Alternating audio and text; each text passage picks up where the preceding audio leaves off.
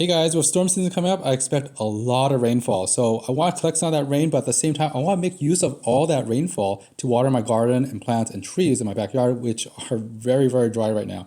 So I don't want to waste the water, so it goes to my lemon tree, but look at how dry it is right now. I want to make sure that area gets the water and not around my house. Same thing for this one too. I basically tap screwed the adapter to it and then taped up the 4-inch pipe to this and have it lead towards the other garden as well. And as you can see, it's actually pretty cool if you just hide it in the hedges. Now this is pretty much temporary because we only have a few months of rain and then it's pretty much dry the rest of the year. For the ones in the hedges, I'm gonna go ahead and leave it there because you really can't see it under the hedges. But I also use Gorilla Tape to extend or join these 4-inch flex tubes, and it's waterproof. It lasted for a whole year. Nothing wrong with it, especially the black versions of this. So this one actually goes to the driveway. These actually goes to the backyard. Anyways, guys, thanks for watching. I'll see you next time. Bye-bye.